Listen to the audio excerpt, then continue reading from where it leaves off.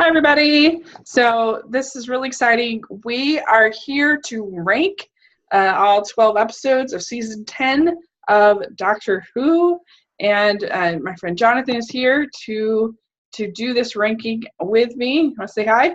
Hello. So this is going to be fun. This was my first season watching Doctor Who, and so for you, how would you sort of rank this season compared to other seasons? I would say that this one is probably about middle of the road. It was a lot better than a few seasons that we've had, but it wasn't quite as good as like when the show first came out. Like the first 4 seasons are still my top favorite 4 seasons, but Okay. it was still really good.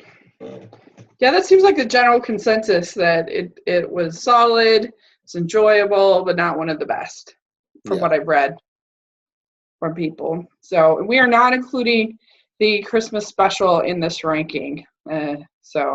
Which was called the Return of Dr. Mysterio was where it is. So I did write down what I would have rated it and where I would have ranked it if you want to talk about it afterwards, but okay. I didn't put it in my official ranking. Sounds good. All right. So as opposed so that we can avoid talking about something twice, if we have really different rankings on things, then we'll wait and talk about it at the higher ranking. So we'll sort of punt it. What did you have as your worst? Is your number 12 episode? The Lie of the Land. Me too. I figured. Yeah, I bet you this is almost everyone's least favorite episode. Why do you have this as your least favorite? Because I actually really liked the first episode in the trilogy, and then it just kept getting worse, and The Lie of the Land kind of ruined the trilogy. Plus, like, some of the stuff that happened didn't make sense. The way the Doctor was acting at the beginning didn't make sense, and I've heard other people try to explain it away, but I still think that it could have been written a whole lot better and in a way that made a whole lot more sense, especially the regeneration thing, like the fake out regeneration. Yeah. I didn't think that made a whole lot of sense. It was confusing, and these are just the most boring aliens you could ever imagine. They were so boring. They were more boring than the aliens in Cocoon, which is saying something. So,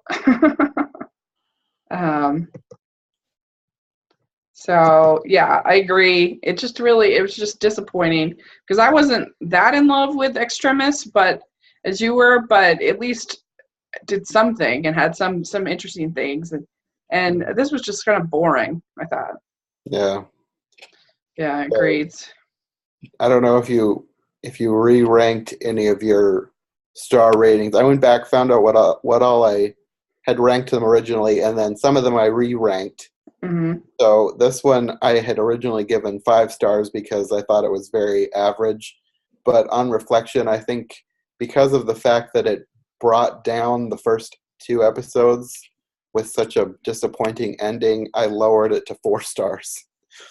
Okay, out of 5? Yeah. So that's my only one that's below average. The rest are 5 and above. Oh, wow. Okay.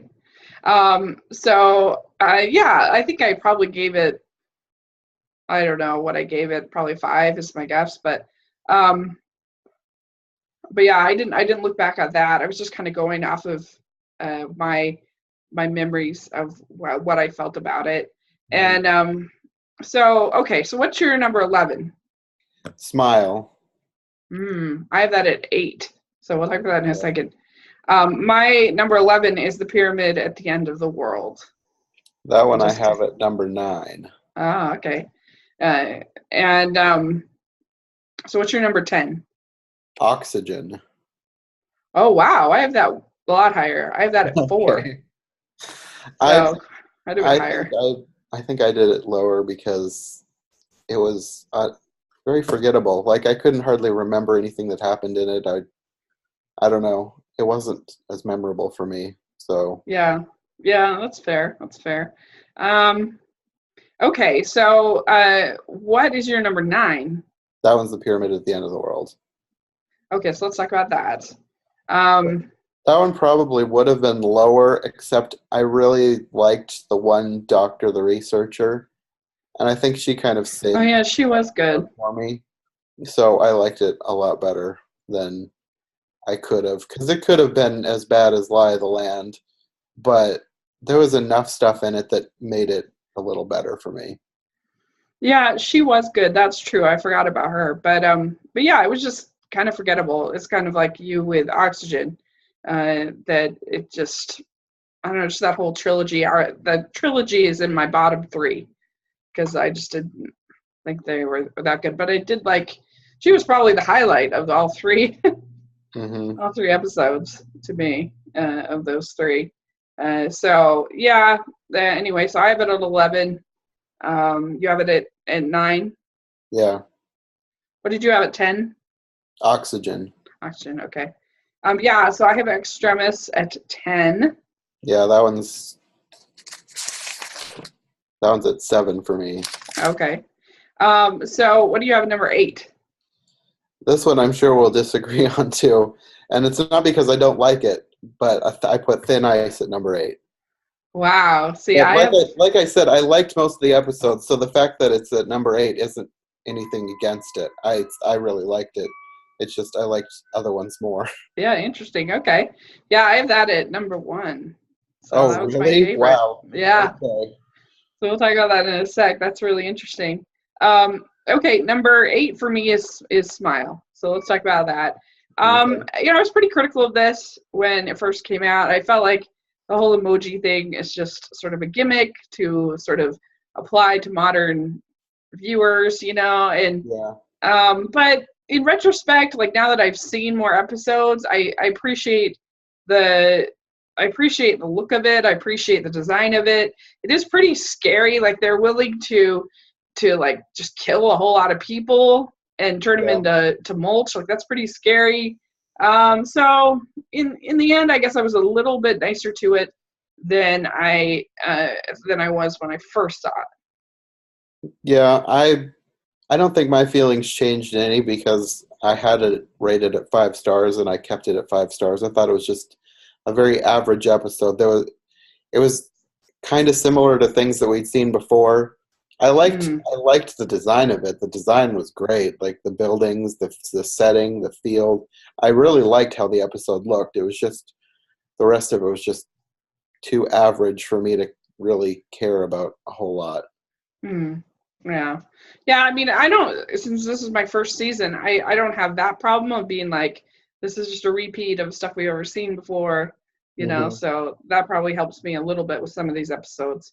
Yeah. But it was pretty scary. And I think maybe I like sort of the more horror influenced episodes of Doctor Who more than I would have thought I would. But those have been really good, I think.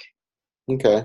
Yeah. So, all right. So number 7. What do you have at number 7? That's where I have extremists or Okay. extreme. So let's talk about that. Yeah. I mean, for me, this felt very Stephen Moffat-ish. The idea that it's all simulation Hmm. and I don't know. It just I'm not a big twist person in general. Don't really like it, and so for me, it was just kind of like, Hmm. uh, When if a but I twist know is you done really liked well, it. I love a good twist, and I Uh huh. thought this one was done well, and I really loved the ending. Uh huh. However, with looking back on it in the context of the 3 episodes together, Hmm. The Lie of the Land really brought it down because I originally gave it 9 stars out of 10, and Hmm. now it's at 7 stars because The Lie of the Land kind of ruined it by association. If it was Yeah. part of a better trilogy, it probably would still be 9 stars because I really liked the reveal at the end. Well, I mean, it just doesn't make sense. What are these aliens are spending all this time to Hmm. build the simulation to get to know us for what purpose? Like, what are they Yeah, trying to do? I it don't just know. didn't fit well together at all. Mm-mm. Oh, it was very confusing. And so, yeah, I have that at number 10.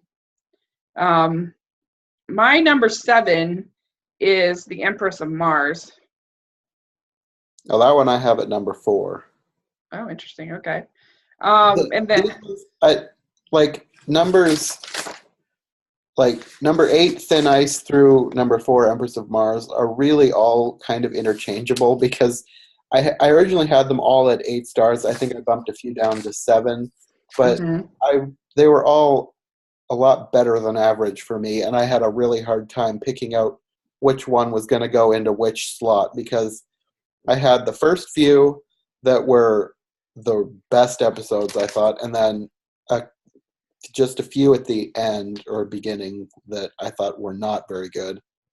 And then I had a whole bunch in the middle that I thought were way better than average. So it was really hard to rank the ones that I thought were way better than average. The ones that were the worst and the ones that were the best, I easily slid them into their slots. But the rest, it was hard to pick a spot. Sure, yeah. Yeah, you're sort of picking hairs a little bit, nitpicky a little bit. Empress from Mars, to me, the whole conceit of going back in time, but then these people, these soldiers on Mars, I thought that was kind of fun. You get this sort of Rita Repulsa-like villain that was sort of over the top, and you get some nice moments with the Doctor in there talking about sort of his life and helping this captain choose the right kind of make the right choice, and also sort of this redemption for the captain. So yeah, probably higher for me because they're one of the classic Doctor Who villains, and I really liked how they brought in the even older villain, or not villain, the even older alien at the end, just as kind of a nod to the old series. Even though I didn't really know who that was until I read about it, I thought it was really cool. Yeah. That really helped bring the episode up for me. Interesting. Okay. So what do you have for 6? Eaters of Light. Okay, I have that at 5, so we can go ahead and talk about that. So what did you like about Eaters of Light? The alien, the monster. The rest of it was kind of dark and forgettable, but I thought the monster idea was so cool. The whole design of it was really cool, and it was totally different than anything I'd seen in Doctor Who before, because most Doctor Who villains are usually sentient humanoid creatures.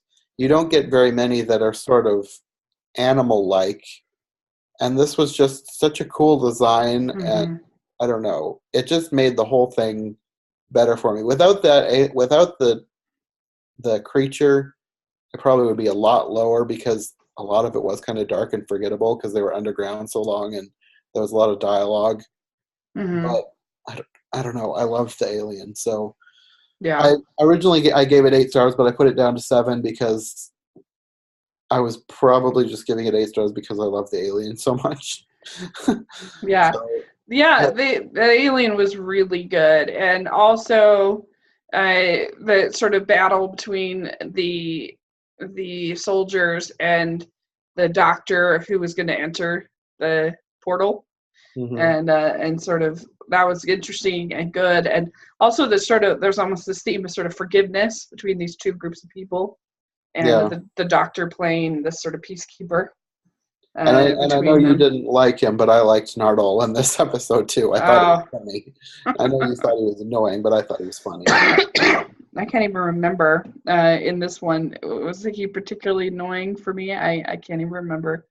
But yeah, in general, he was kind of annoying. Was this the one that we I'm trying to remember. Okay, yeah, we did start to get some dialogue between Missy and the Doctor, I think, in this one. Trying to remember what episode it was that she was revealed as being in the vault. She was revealed quite early, actually. I think she was back in probably. I think she was revealed in Extremis, like at the very end. Because wasn't there some dialogue? The Doctor, he was leaning up against the vault, and some of his dialogue revealed that she was the one who was in there. And then you saw her in the next or episode, or I don't remember how exactly went out, but she was revealed pretty early. Yeah, because there was the weird plot line of the Doctor being blind. Yeah, you almost forgot that happened. Yeah, I don't know. That didn't really go anywhere other than the Yeah, fact that was weird. he was just blind for a few episodes. Yeah. So, okay. So let's see. I forget where we are at. Let's see. We're just talking about Oh, number 6 because I had Eaters of Light there. okay. I have the pilot at number 6. Okay, I have the pilot at number 5. Oh, perfect. So we're Let's, right in there together. yeah, yeah. So, the pilot, I thought that it was a really pretty solid introduction to Hmm. Bill and to the Doctor. I thought it was accessible to people like me who aren't familiar with Doctor Who, which was nice. And I liked the puddle Yeah, woman thing. I thought it was kind of cool. I Yeah, remember I wanted more explanation about her in yeah, original, but the fact that she came back later fixed that little nitpick for me. So I totally love that. Yeah, so I love the episode. I thought it was a great introduction to Bill. yeah, yeah. That's the strongest part about it, I think. Are you surprised this is the only time we saw the Dalek the whole season? Not really, because a lot of people complain that they're used too much, but there's a weird kind of like how Sony has Spider-Man, the Daleks are sort of owned by somebody else because of who invented them. So the Doctor Who show has to use the Daleks, I think, at least once a year, even if it's just a fleeting glimpse. So some people think that they're used too much. So I think they were trying to use them sparingly this year. Yeah, Even though a lot of people love them and it's their favorite villain, I have no problem with them using the Daleks a lot, but it's fine to hold back once in a while. So I didn't mind that we only got a small glimpse of them in this episode. hmm. Yeah. It was the only time the whole season, at Yeah. least by my memory. So yeah, I thought, like I said, I thought they did a good job sort of introducing the series, and Hmm. so um, that's why I put it at number 6. So um, okay, so uh, I have at number 5. I have the Eaters of Light. And Okay. you had that much lower, correct?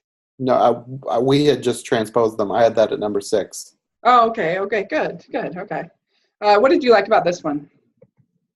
The, that what I just said, the alien, the monster, the Oh, right. I'm sorry. I'm sorry. Yeah. Okay. So yeah. So I have it at 5. So number 4 for that's me. where I have Empress of Mars. Okay. So we can talk about that, and that I also have Oxygen. So talk Okay. about those. So the Empress of Mars. We talked about that a little bit, but yeah, I think it was a fun episode because I liked how it was like very steampunky. Hmm. But what did you like about Empress of Mars? Just the little twists that they gave to the backstory of the classic Doctor Who villains, the Ice Warriors, and I liked the Empress herself because Hmm. I don't think they'd ever used a female Ice Warrior before, and I liked the fact that she was sort of the queen over this hive, I guess you might say, and I liked the eyeball alien at the end. I can't think of her name right now, but I liked that they went back and got the original voice actress, even though she's now in her 90s. I Oh love that yeah, she came back for that. I forgot about that. That was cool. That was cool. And I just liked sort of the redemption of that colonel. I thought that was nice. Nice Yeah, story. I love a But good redemption story. yeah, me too. Me too. So that was a good one.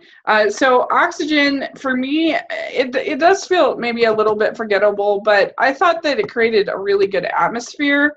The Hmm. idea that the idea of sort of oxygen as commerce is sort of interesting to me, Yeah.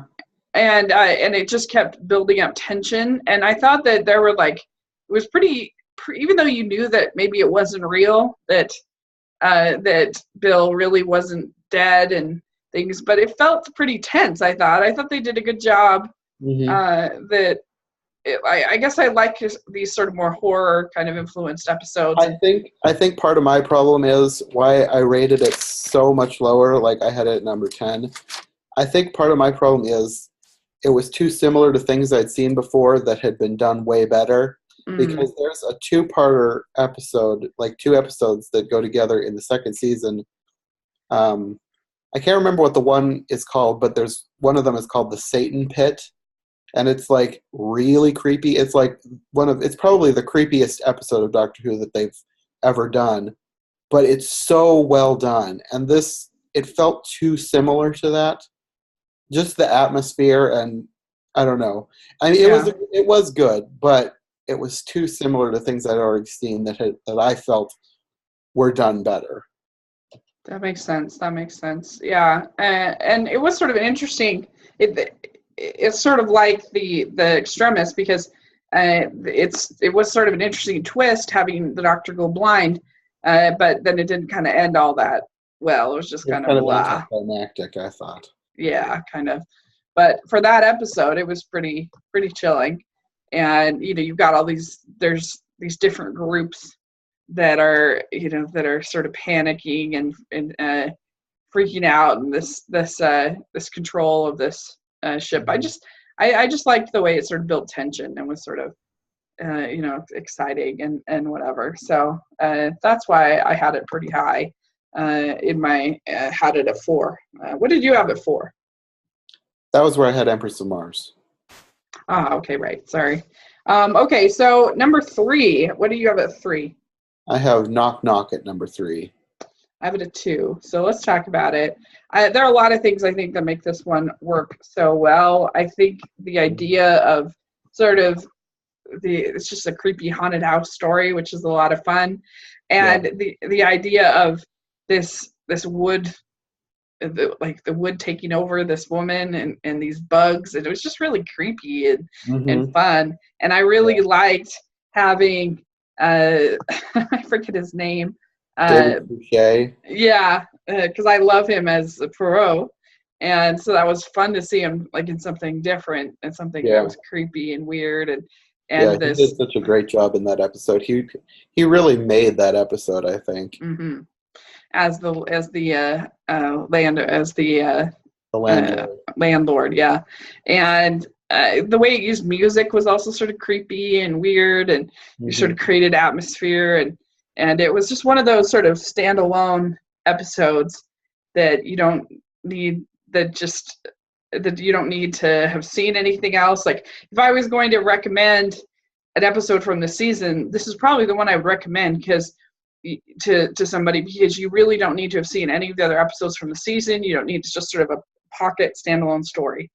Yeah, that's a really good point. There's nothing that really cemented it as part of a larger story. It was really good on its own as its own thing.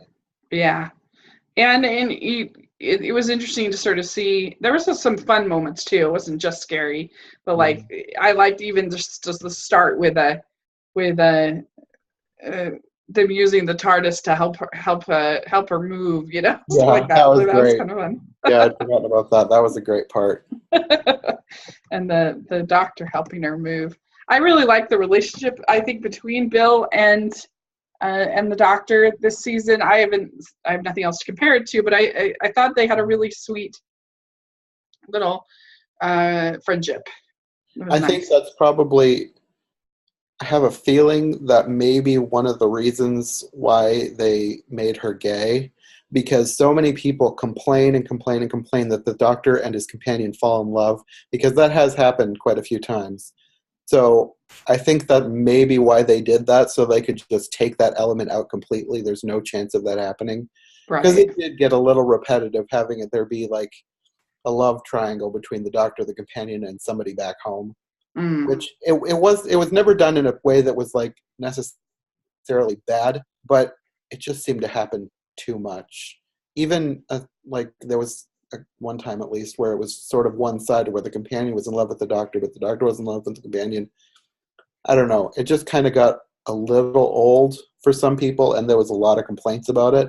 So I think they were really trying to make that not happen this season. Yeah, yeah, that makes sense. I think that wouldn't have worked to have had sort of a love interest between the companion if you're going to have Missy back, and so Hmm. there's some romantic tension I think between them, between the Doctor and her. I don't know if there is or not. It's one of those things where they sort of play it like maybe there is, maybe there isn't, and it never goes anywhere. It's just them sort of, I don't know. I don't even know if I want to call it flirting because it's their relationship is just so strange. Yeah, fair enough. Fair enough. It seemed like there's definitely some romantic tension. Just I think that if uh, if she could come around and be good, then I think that he would totally be interested. I think he's in love with her, but because she's a bad person, he can't. If that makes sense. Yeah, I know what you mean. Hmm. So he probably just wants to rescue her, like so many times happens. But Hmm. all right. So I had at number 3, The Doctor Falls, the Okay. finale, because let's see. So you have that higher. Oh, yes. Okay. I have that at number one. Okay. So yeah, and then I have Knock Knock at number 2, and I have Thin Ice at number 1. So let's talk about the Doctor Falls, then we can talk about Thin Ice. The Doctor Falls, it was a really, I think, satisfying conclusion to all that had happened. I think having this sort of ship with this hologram, on it, and having the Cybermen. We haven't really talked about them at all. And having Bill be the Cyberman, but there's her tears are what make her different. I thought that was really good. I Hmm. thought it wrapped up sort of the plot lines of the Master and of Missy, and that was movie kind of her saying goodbye. That was really good. And you get this thing where like the Doctor's fighting back the regeneration, and he doesn't want to, he's not ready yet, and I liked the line where he said, I always thought there would be stars. That was a really pretty Hmm. line. And I liked the Cybermen. I thought they were pretty chilling, pretty scary. And so all in all, I thought that because I was really nervous that it was going to end up super lame, but they pulled it off, and I thought they gave it a really satisfying ending. So Hmm. that's why I had it at number 3. Okay. So why do you have it at 1? For all the reasons that you mentioned, plus I just loved it. I loved the relationship between the Master and Missy, especially knowing that they're the Mm. same person at different points in their life and the way that they interacted, and the fact that Missy was almost going to turn good and the Master was so upset that his future self was going to turn to the light side instead of staying evil, and he decided to kill himself instead of letting her do that. It was just sort of, I don't know, heartbreaking, but such a good twist. And I really hope that she's not really dead. I don't think the Master can be dead forever because the Master has come back from far worse than being shot. So I think that either Missy or some other incarnation of the Master will come back in the future. And Yeah. just everything with the Doctor, especially the ending when um, I can't remember her name at the moment. The water girl comes back Oh and yeah, yeah. sort of resurrects Bill and takes her away with her out into the universe. It was just such a good ending. I loved it. And then the thing at the end when the 12th Doctor meets the first Doctor, Oh yeah, yeah. sort of a little cliffhanger, like what's going to happen next. I really liked that too. Yeah, that was a good cliffhanger. It left you excited but not overly manipulated, Hmm. like sometimes can happen. And so yeah, I'm really curious because I feel like there's still a lot that needs to be sort of wrapped up in one Christmas episode. So Hmm. because they're going to introduce a new Doctor, and they have the regeneration, and then you've got this original Doctor, and that is pretty clever of casting the guy who played the first Doctor of the TV movie. It was pretty smart. Yeah, That was I pretty thought that clever. was great. Especially because he looks so much like him. Like, there's no better person they could have gotten to play this character. Yeah, yeah. So I agree. It was really a fun episode. So then I have Knock Knock at number 2.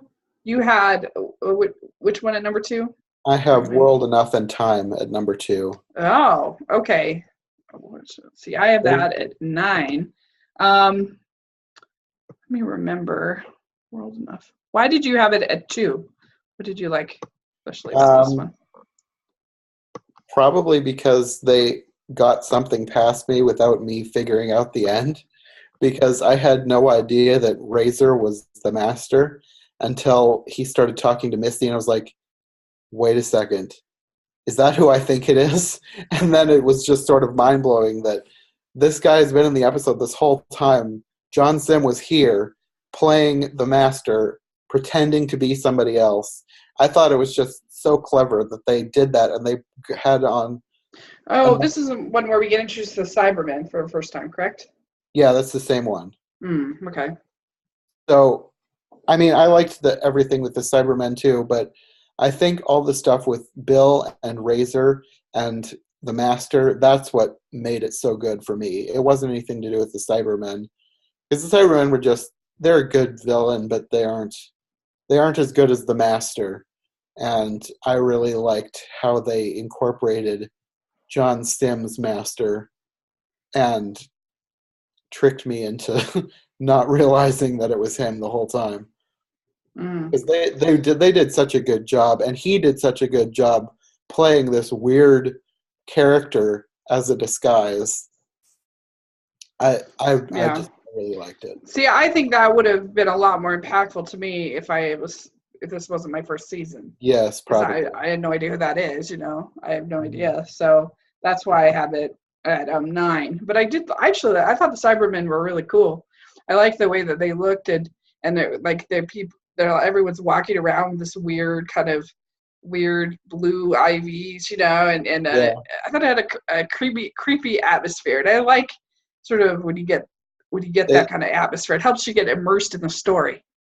I think I really did like it, but I think the reason it didn't have that much of an impact on me is because I've seen that part done before and done better in previous episodes.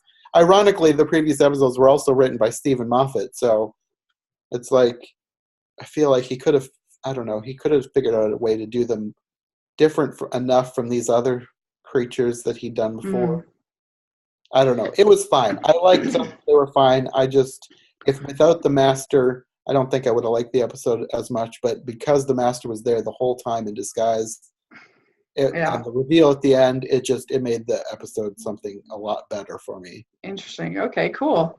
All right. So I have Knock Knock at number 2, and then I have Thin Ice at number 1. And this one I thought was so effective because I think that it was another one that was a sort of package story. You didn't really need to know a whole lot about anything else going on. I liked them going back in time. I thought that was really cool. I liked Bill's sort of emotional journey through the story of her kind of her asking the doctor, like, have you killed anyone? Have you, like, what kind of person are you, basically? I thought that was good. And when I don't know, I liked also just sort of the imagery of this creature underneath the ice, and this whole sort of plot of they're gonna like sacrifice people to feed the creature under the ice to make this fuel, I guess, that they're gonna sell. I don't know, that to me was really creepy, and I liked whenever it was sort of anyone would step on the ice and you'd hear this kind of like kind of I thought the sound design was really good. Great atmosphere to it. Yeah, great atmosphere. And so I don't know. To me, that was the most entertaining of all of the episodes that I saw. Mm-hmm. I liked everything that you said. I liked everything about it. I have no problems with the episode. I just liked a few a little bit more than that. Mm-hmm. That's why it was down lower on my list. But yeah I really liked it too. Mm-hmm. I liked a Yeah. lot of the episodes this season, so that it was hard for me to feel like I'm giving a fair rank to a lot of the ones in the middle. Yeah. So where would you have the Christmas special? I think I would put that right in the middle, right between the Eaters of Light and the pilot. Yeah, I would have it between I would have it at, I guess, number 7, between the pilot and the Empress of Mars. That's where I Okay. have it. So Yeah, I interesting. I I did like the Christmas special a lot. It was when I first started watching, I was like, this is really cheesy, and I was not sure if I was going to like it because a lot of the dialogue was like really on the nose, I guess you would say, like super cliche. But then once I realized that that's the point of the episode, like it's supposed to be this way Mhm. because there's sort of a little bit of a parody of old superhero comics. I got Mhm. over it and I really liked it. So, Yeah, this was my first ever introduction to anything Doctor Who. So mhm. it was a good experience for me that way.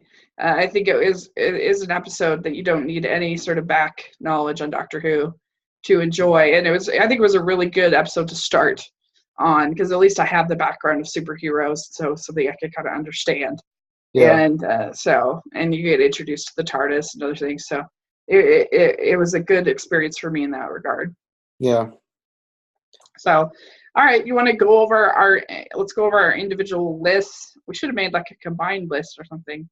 But anyway, my list, I had number 12, I have The Lie of the Land. Number 11, The Pyramid at the End of the World.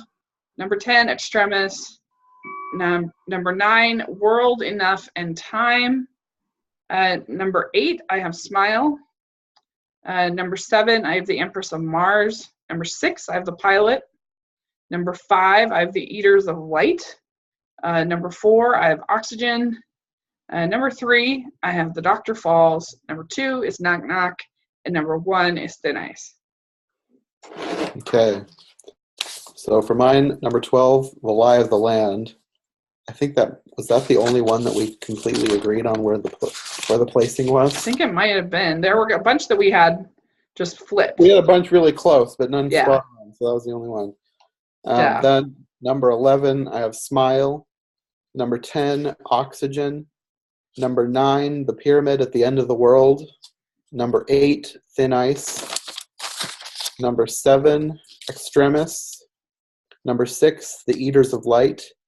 Number 5, The Pilot. Number 4, Empress of Mars.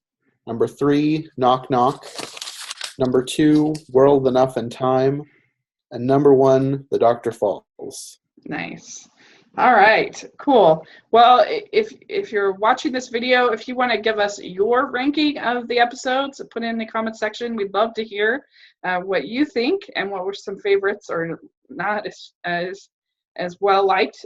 Put it in the comment section. Let us know, and we'll be excited. We'll be looking forward to the Christmas special. It'll be a lot of fun. So do you have any sort of final thoughts about the season and? It's a bit of different experience at all, sort of podcasting about it versus just being a normal viewer. Yeah, that's probably really different because a lot of times I would wait and not watch them the same time that they aired. I would probably wait a week or two. Sometimes I would wait and build up a few and then have a mini marathon. Mm. So it was different watching them, making sure I got them watched in time each week so we could talk about them, which is fine. It made the cliffhangers a little harder because if I knew a cliffhanger was coming up, I would save the episode and then watch both together so we didn't have a cliffhanger. So, which I'm fine with being left hanging for a week. It made it. I liked the experience podcasting with them. It was fun. It was fun. And yeah, that would be a different experience. I can relate. Like I loved 24. I loved 24 when it was on, and I would do the same thing. Because that show's like the king of cliffhangers. Like there's no show like 24, and in that regard, and and so I would do the same thing. I would build up like 3-4 episodes, and then binge watch them because it would drive me crazy all week. Like, oh, what's gonna happen? I think I was like that with Lost, except I I I don't think I was able to wait. I wanted to know what was going to happen. I watched every episode like the same day or the day after it aired. Lost was my obsession for the entire 6 years it was on the air. Yeah, maybe we'll have to do a Lost podcast one of these days. That would be fun. I would love to rewatch them and talk about them. Have you watched it before? I watched the first 2 seasons and then I just Oh, kind of really? lost Yeah. interest. Yeah. No, I loved it, and I even like the end, which I know a lot of people hate the end because it wasn't. I don't know. It didn't give definitive enough answers, and it was too. I don't know, maybe mystical. But Mm-hmm. I liked the end. I didn't care. I Mm-hmm. thought it was a good end. Cool. That would be fun if you wanted to talk about that sometime. I would like that. All right, sounds fun. Okay, so yeah, I think that's everything. So putting in the comment section your ranking, how you felt about the season in comparison to maybe other seasons, or if this is your first time like me, just let us know. That would be a lot of fun. And thanks so much for joining me on this podcast. I really had a lot of fun. It's fun being introduced to new things. Last year was sort of my year of being introduced to Star Trek. And so this year I checked off Doctor Who off the list. So where can people find you? I'm on Twitter at John J. North, and I also have a YouTube channel. Yeah, and every week you're doing Alice in Wonderland, correct? Yes, every week I do a new Alice in Wonderland. I also recently did a new thing. I reviewed last week. I reviewed the 1915 silent version, and then there was a part in that lined up perfectly with a song that I had. So I mashed the two together, and I made a music video and put it on my YouTube channel. That's really cool. I think people are liking it. Yeah, that sounds really cool. Well, check that out. You can find me at Smiling LDS Girl on all social media, and then at 54 Disney Reviews on my blog. So this week I will be going to D23 on Thursday, and so we won't have my typical videos like Friday 5 and stuff because I just want to focus on D23. And but hopefully we get some good stuff, some good announcements, some fun updates. So I've never been, so I'm a little unsure how it all work. But I figure I'll at the very least do some kind of nightly update of what happened and what I experienced. So I've always wanted to go to something like that, so I think I'll probably be living vicariously through yeah. Seeing what you find there. Yeah, hopefully I can save you the lines and everything and give you the experience. I'll try. So, all right. Well, that'll just be fun. And thanks again. And we will have to podcast again soon. Okay.